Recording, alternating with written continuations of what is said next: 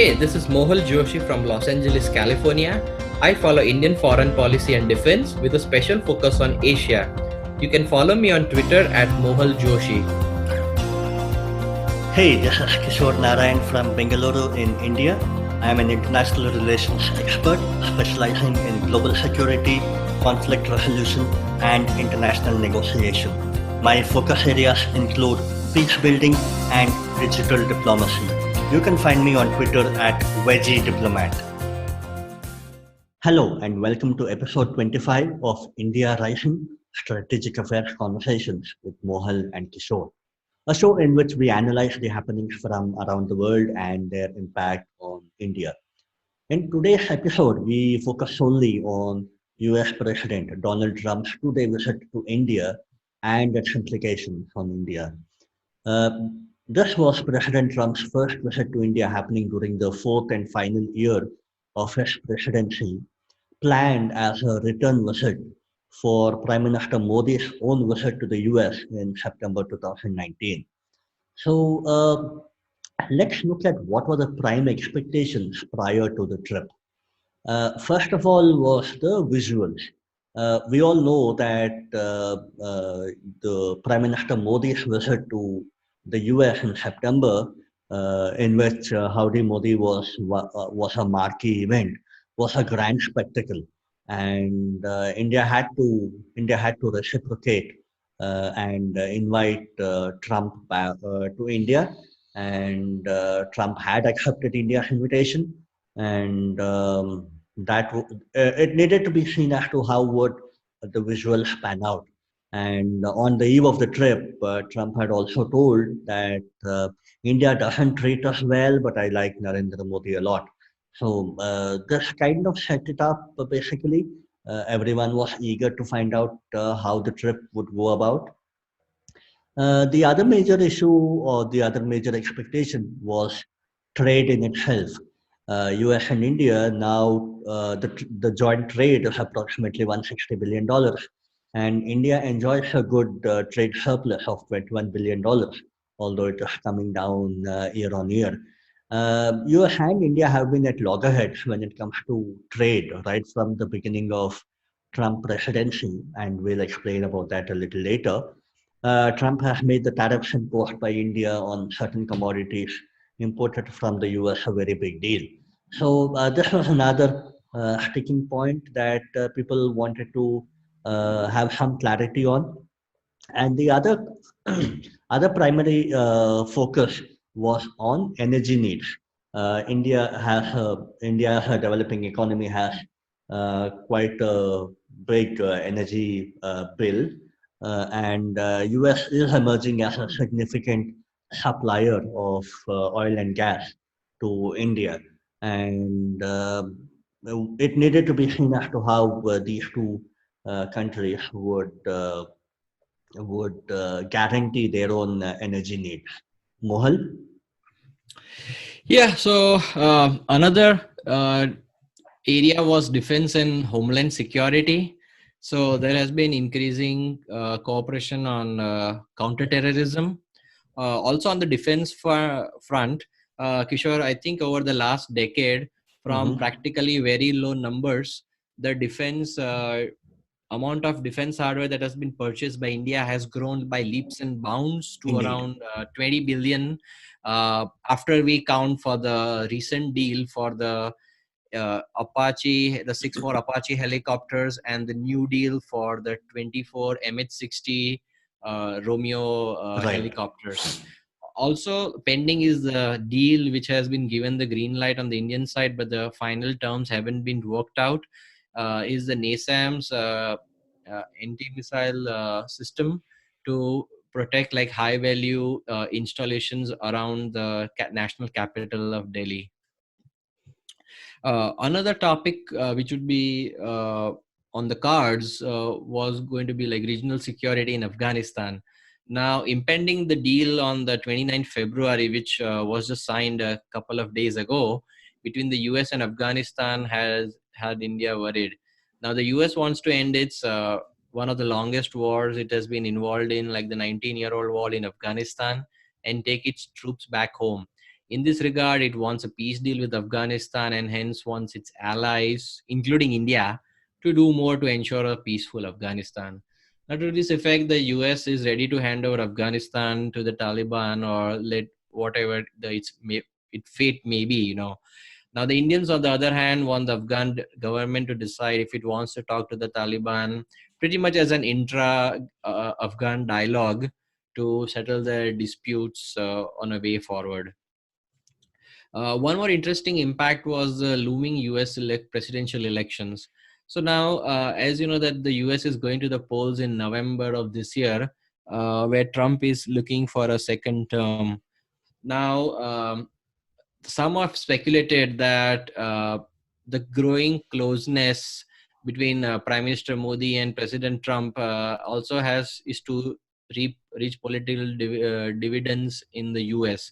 Now, as you know, Indians heavily vote for the Democrat candidates all the time.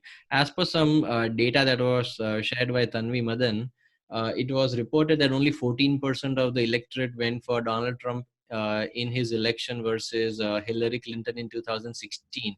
So Trump might be looking to make inroads into the Indian diaspora in terms of showing up his closeness with Modi and sort of trying to implicitly say that Modi is kind of tactically approving a second term for Trump.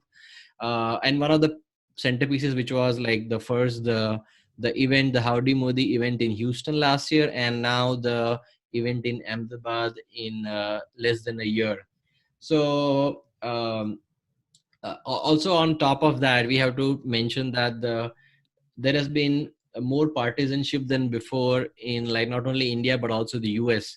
Much of the criticism of the various steps undertaken by the Modi government in second term have been coming from the Democratic side, which is kind of I would say like due to the pressure put on there by constituents to speak out loudly against the policies of the Modi government.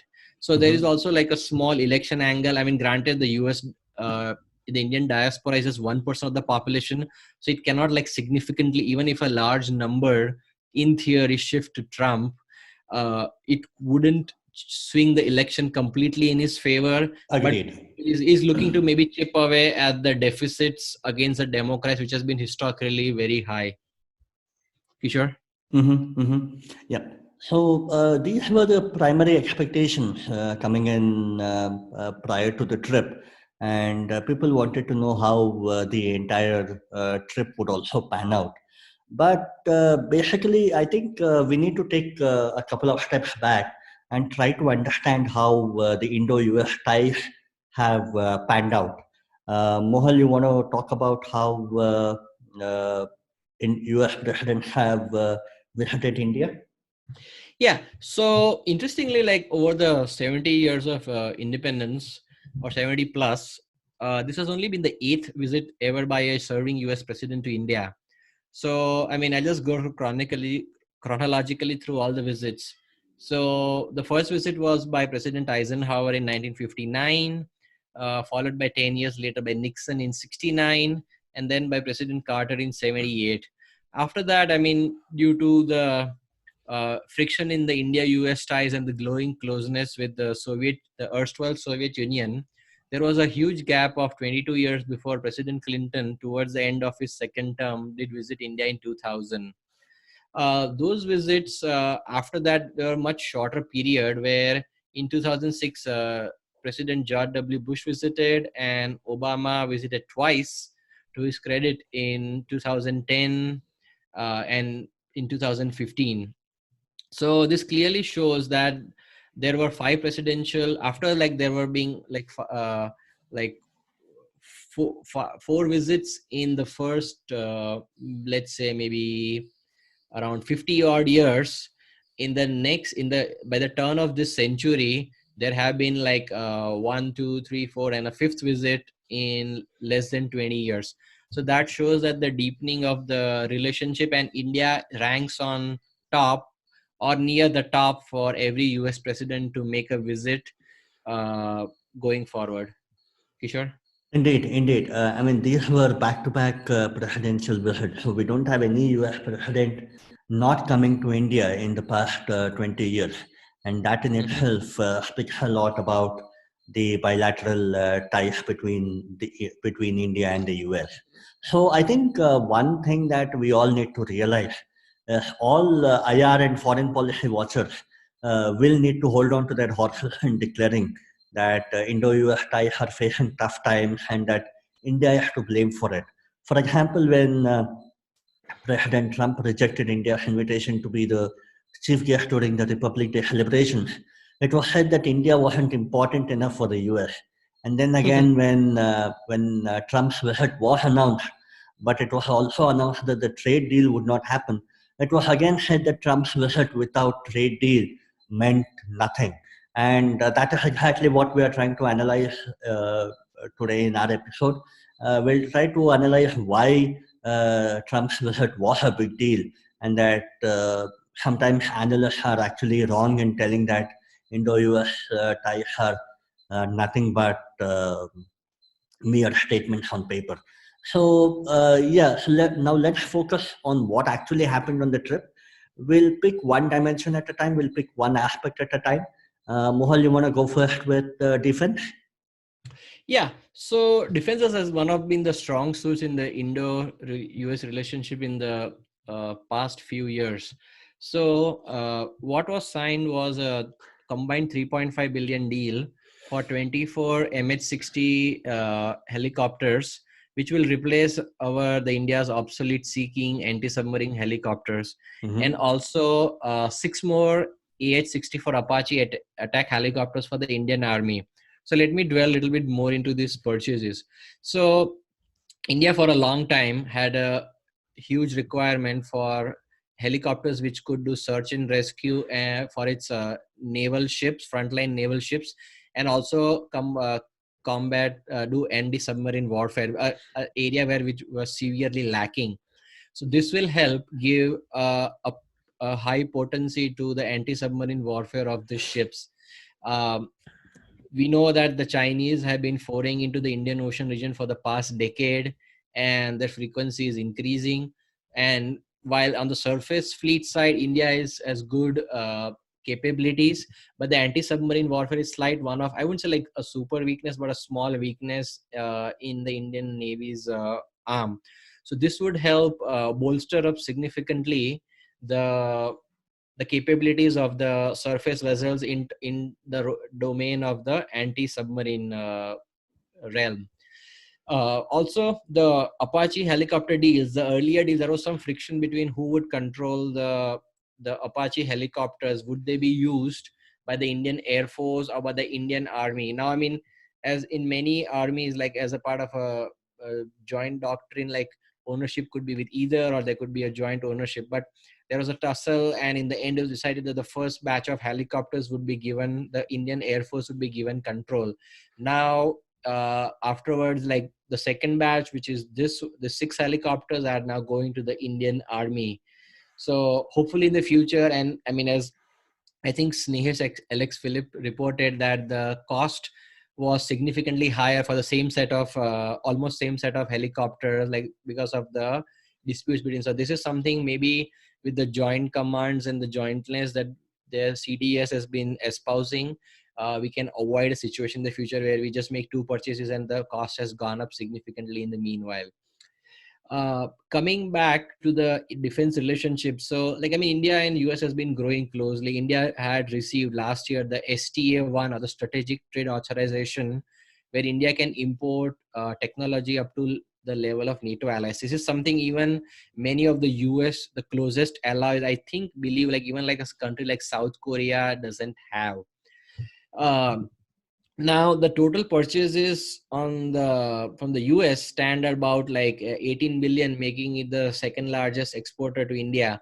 With the helicopter deal, now it would have now crossed roughly around more than 20 billion.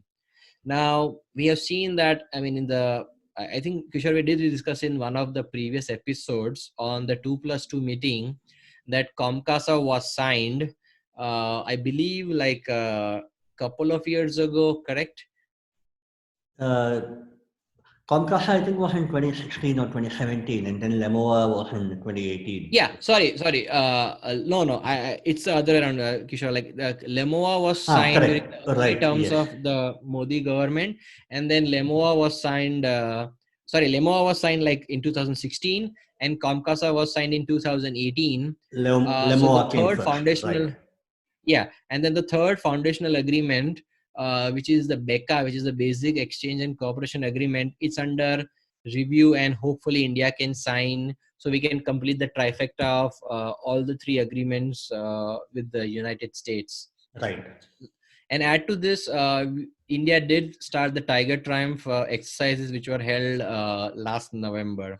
So And this was then, a yeah, brief. in addition, they also signed the Industrial Security Annex during the 2+2 in December as well. Yeah, yeah, good point. Okay, so this was a brief roundup of the defense relationship and where it stands today. Now, moving to the energy, like Trump had announced at the Hyderabad House that energy exports from US had increased 500% since he took office. And I mean, now India, from practically importing nothing in terms of hydrocarbons from the US, has come a long way.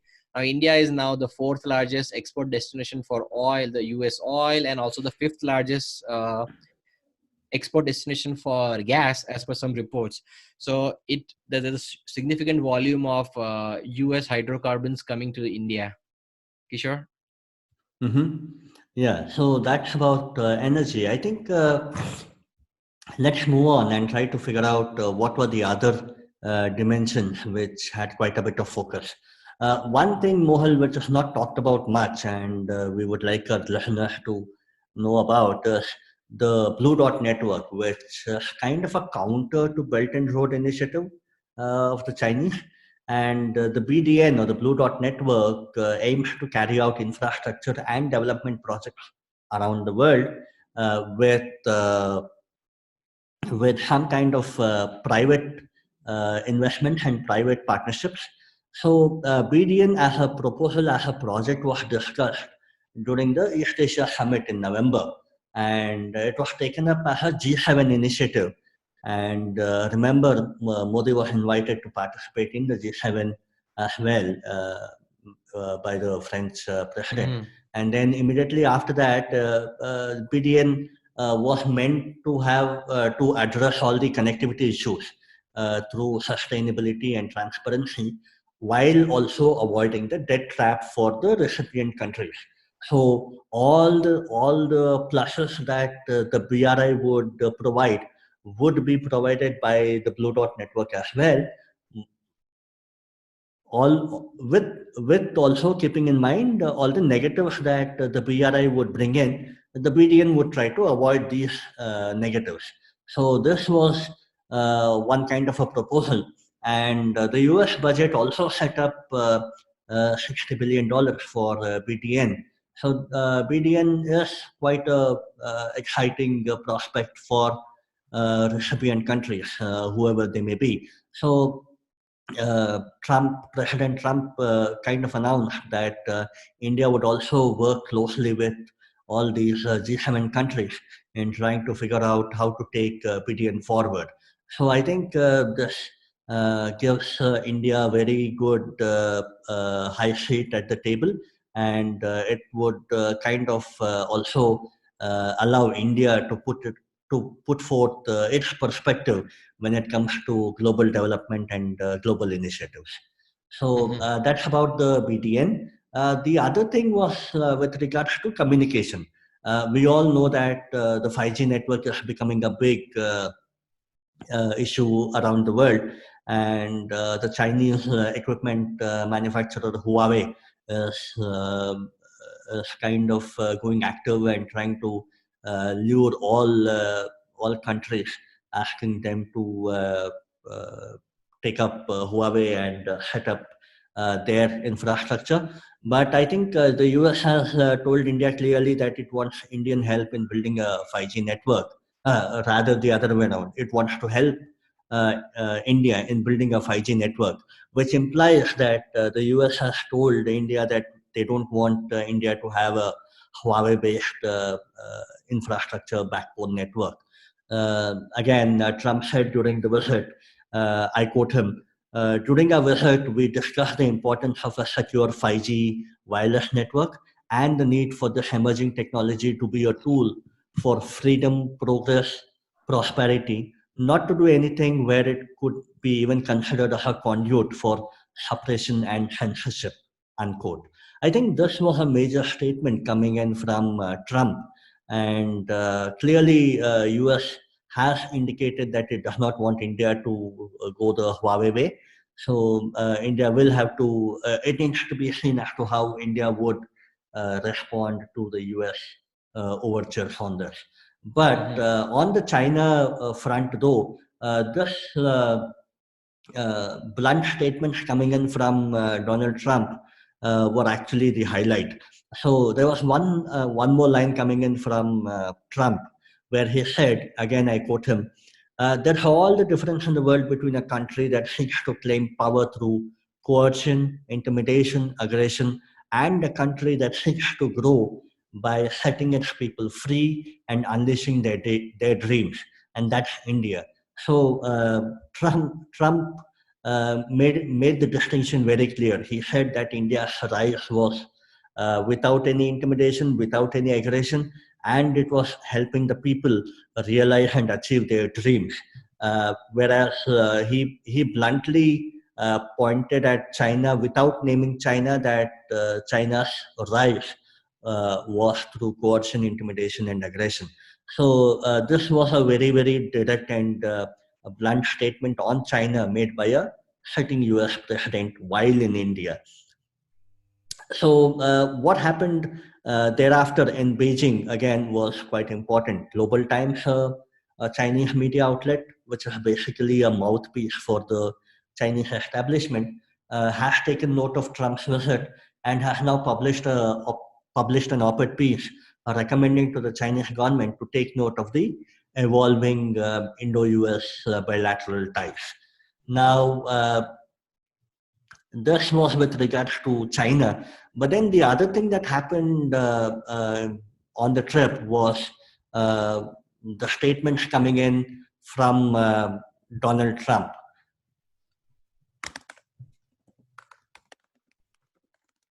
So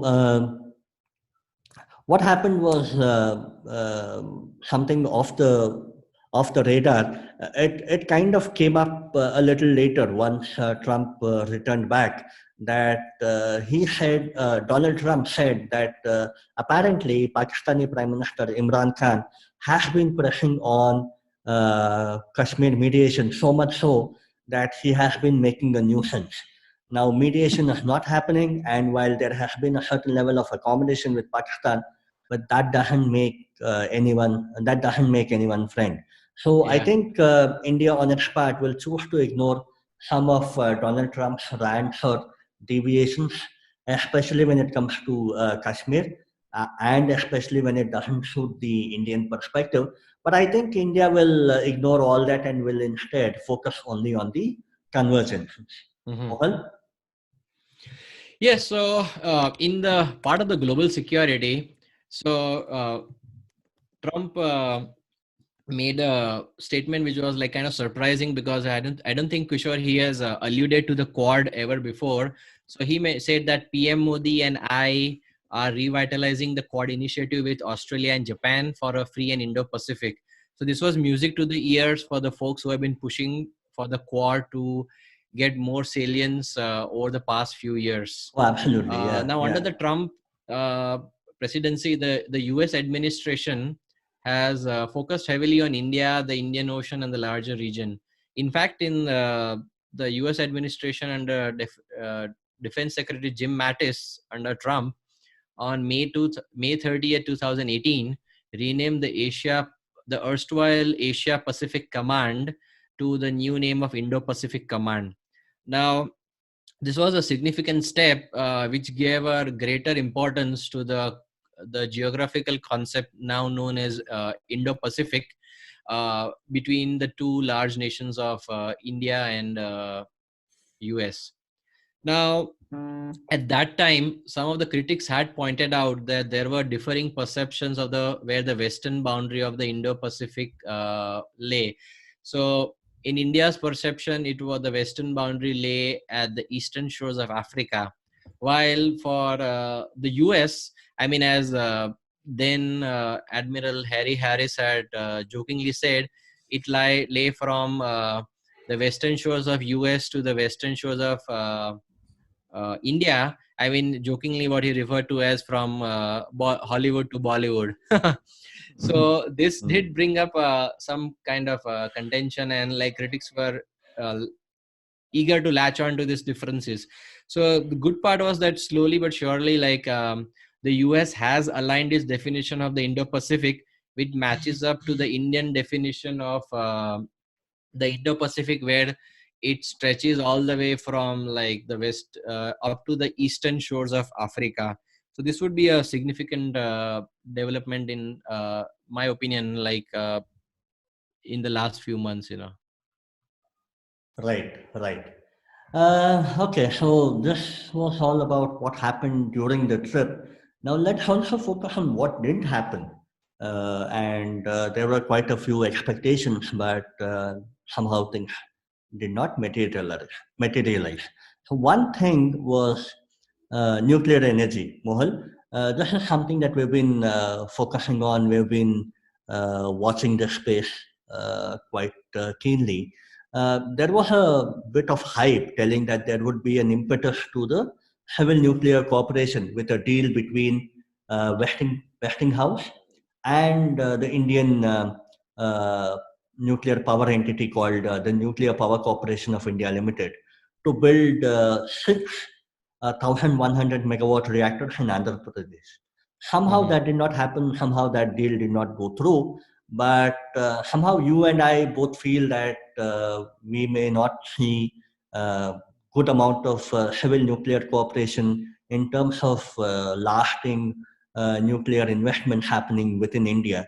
Uh, and this has got to do with quite a few moving factors. One is Westinghouse itself not in good financial shape, and the other one being India has added a very costly liability clause to the nuclear deal. So I think Mm-hmm. there are quite a Yes. few moving parts here, and we may not see a good amount of civil nuclear cooperation happening between the US and India, at least in the foreseeable future. Mohal? Yeah. So other thing was the trade. Now this has been one of the most big talking or the friction points between the two countries. Now, mind you, India is a relatively protected economy and has soaked up all the pressure applied on it by US to open up its markets for US exports without budging too much. US has imposed tariffs on many Indian exports, which has led to a counter imposition of tariffs by the Indian government on US exports. Now, it was being anticipated that during Prime Minister Modi's visit to September, that some sort of a trade deal would be signed, but that didn't happen. So it was obvious that expectations were high, running high for a trade deal to be signed during the reciprocal Trump's visit to India. The US trade representative, commonly referred to as USTR, was not going to be the part of the delegation accompanying Trump. President Trump himself said that he didn't think a trade deal would happen during the visit, but it would happen sometime later, possibly after the US elections.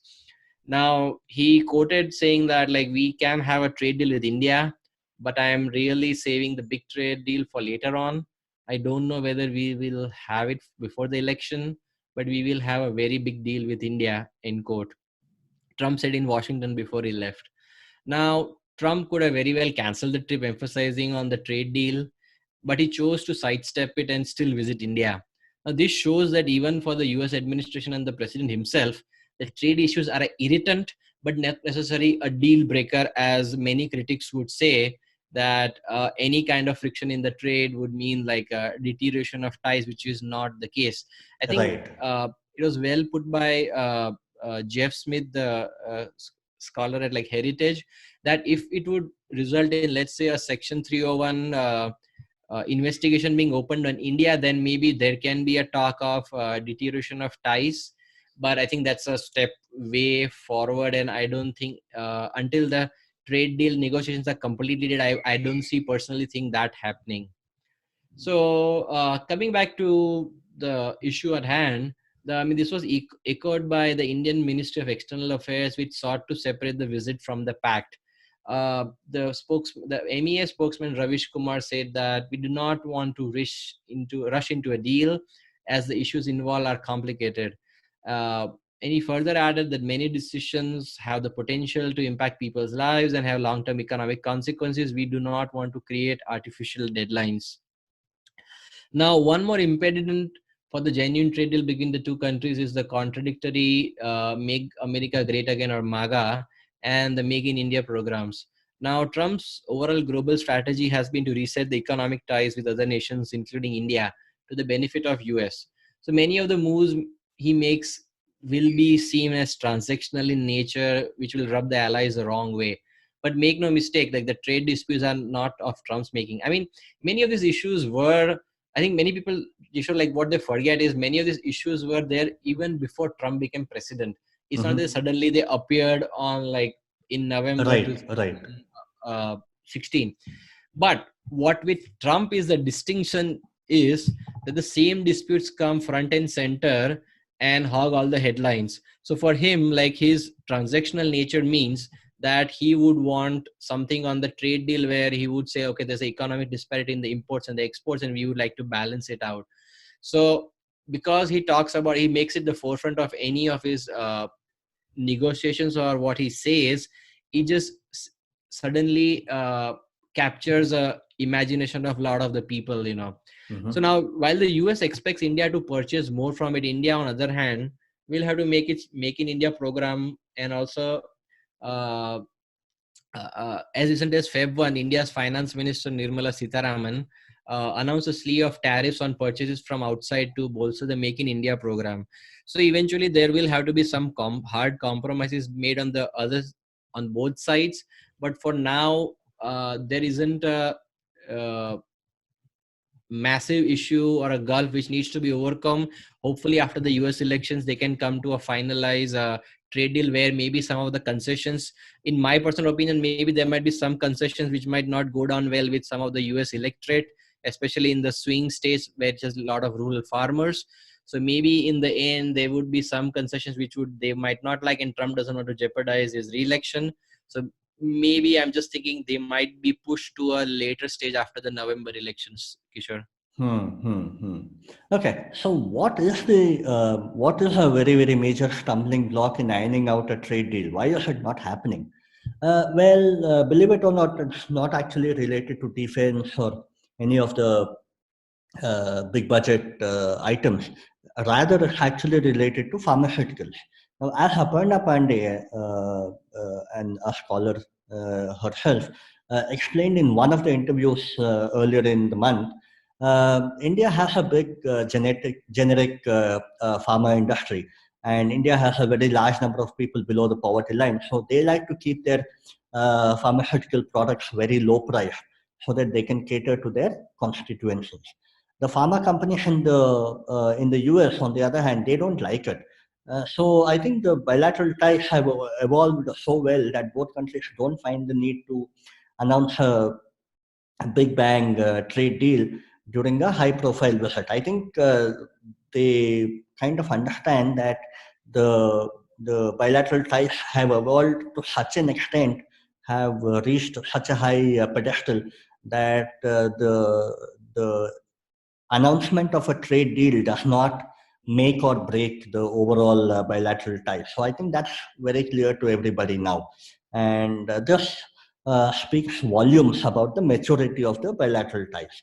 Um, However, the other way you look at it, a good trade deal is far more beneficial for India in the long run than for the United States. India does not figure in the top five trading partners for the US. In fact, India has the ninth largest trading partner for the US, and it's slowly gaining importance in becoming a bigger and bigger trading partner. However, the United States has the largest trading partner for India. So, having a good trade deal will actually benefit India more rather than the United States. Um, Also, there has been a significant trade imbalance in the bilateral trade something which President Trump has been harping on right from the day of his candidacy. So I think the focus is now slowly but steadily shifting towards free trade agreement, which possibly is something that Piyush Goyal and the US counterpart are actually aiming at. Now we'll have to see if an FTA actually makes sense. Surely, one point is that surely it will actually address the concerns of imbalance in the trade. This is bound to get addressed automatically now that India is looking to purchase more oil and gas from the United States, in addition to purchase of civilian aircraft and other defense equipment. On the other hand, India will have to open up to US dairy products, which will be a big blow to its own dairy industry. After all, India opted out of the regional comprehensive economic partnership, citing that it would be detrimental to India's interests. Um, More importantly, an FTA with the US will actually help India to become a true economic giant, helping in achieving its goal of becoming a $5 trillion economy. So I think there are quite a bit of uncertainties even now about how and what an FTA aims to achieve and what India wants out of the FTA.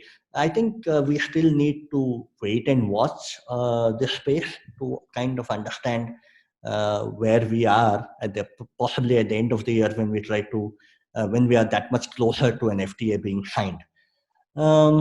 Okay, so having said that, India again is not very eager to get rid of the tariffs that it imposes. For example, when you have an FTA, one obvious calamity will be the tariffs that you have already imposed, and India will have to get rid of the tariffs that it has already imposed. Now, at the same time, India also wants an early restoration of the GSP, what is called as the generalized system of preferences privileges, which India enjoyed, and the US terminated it last year. So let's see how GSP works. Trump terminated the preferential trading status of $5 billion of Indian exports under the GSP program, which is actually aimed at benefiting developing economies. India was the largest beneficiary and had failed to make their markets equitable and reasonable according to the United States administration. But then it's not that India is not treating the trade deal with all the seriousness it deserves. The Modi government has actually elevated the trading negotiating team to the cabinet level now with Piyush Goyal and Hardeep Puri representing India during the negotiations. However, years and decades of ignominy acquired over all these years um, have resulted in India being highly unyielding in closing out a deal, and this might actually take a few more months or years to overcome. Mohal, you have any other points on trade before we kind of wrap up? No, I think you summarized it well over there. I mean, this has been the biggest issue between the two countries, and hopefully we'll have some kind sort of an agreement in the near future. Right, right. Okay, so wrapping things up, let's see how we can summarize this. So, was this trip more about semantics than substance? We believe not.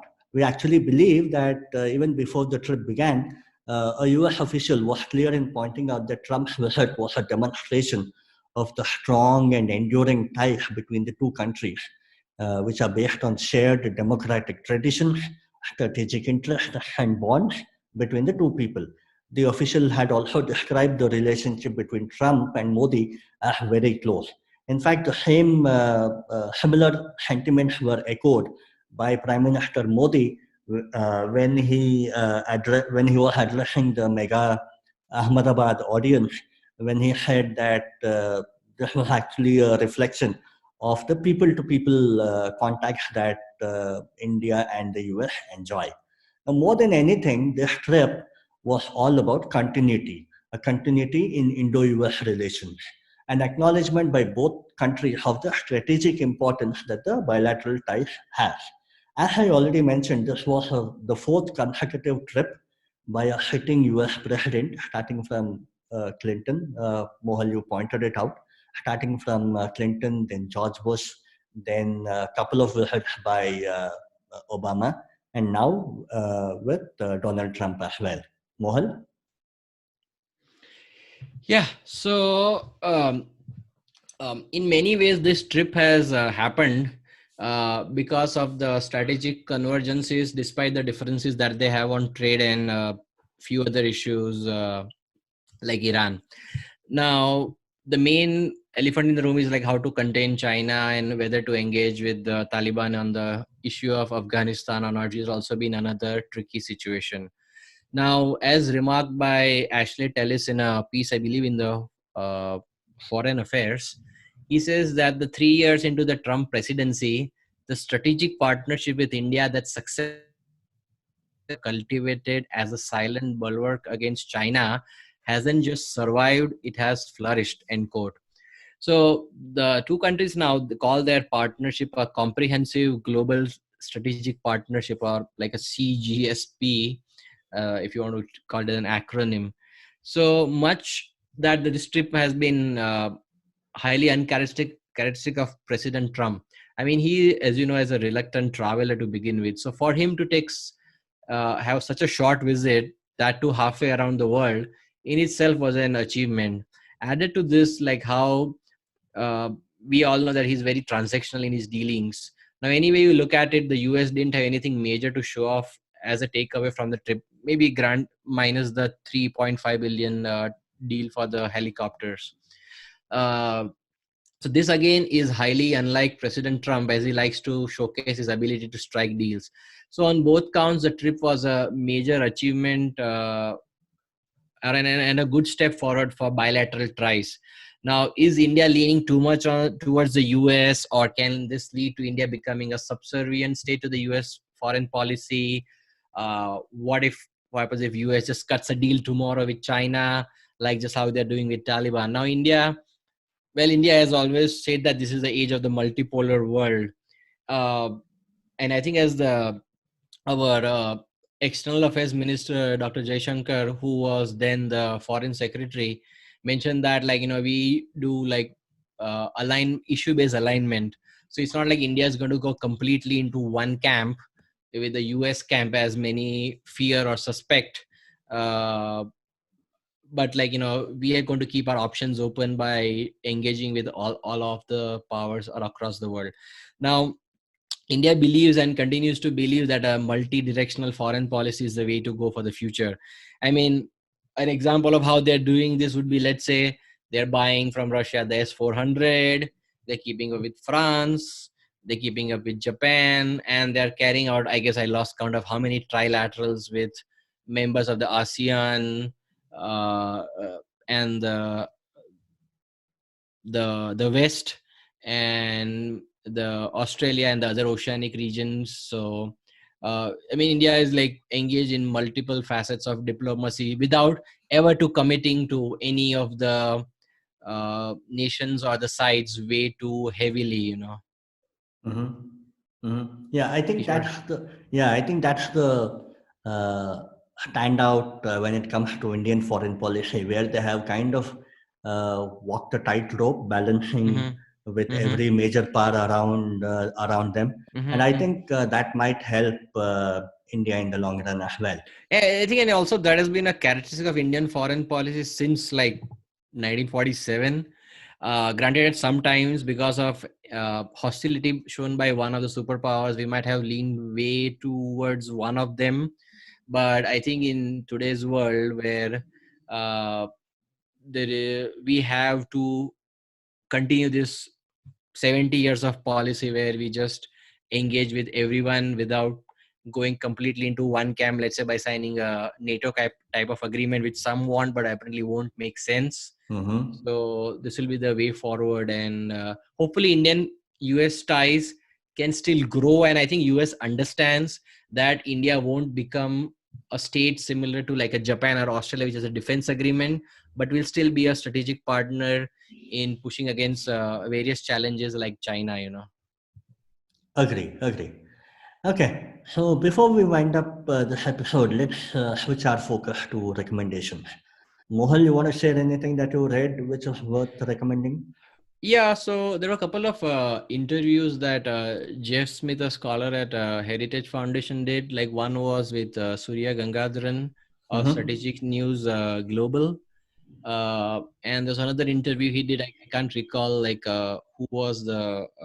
I think it was with Mohan Jacob on strategic conversations with Happy Mohan Jacob. Like he did two very good interviews where he outlines Trump foreign policy and tries to downplay the concerns on the relationship, which uh, we all agree that has grown by leaps and bounds over the last few years and decades. Mm-hmm. Kishore, like, so what's your recommendation for this week? I actually would like to recommend an interview of Subramaniam Jaishankar, India's Minister for External Affairs, Mm-hmm. conducted by Raj Chengappa. It came out Oh yeah, on that India was good Today, one. yeah, just Mm-hmm. last week. Mm-hmm. I think we need to follow S. Jaishankar a lot. He is a scholar himself. He Yeah. kind of explains all the nitty gritty quite well, pretty much in layman terms. And at the Mm-hmm. same time, he is a wonderful, wonderful bureaucrat, diplomat who Mm-hmm. has the knack of talking to all the world leaders and trying to put forth India's perspective around the world. So I think that interview would kind of help people understand what India's perspectives and outlook is. Mm-hmm. Okay, so I think with that we come to an end of this week's episode where we covered the US President Donald Trump's maiden visit to India and its implications on the bilateral ties and also with an added global perspective. To continue hearing about such interesting topics, do subscribe to our channel India Rising wherever you are listening to us.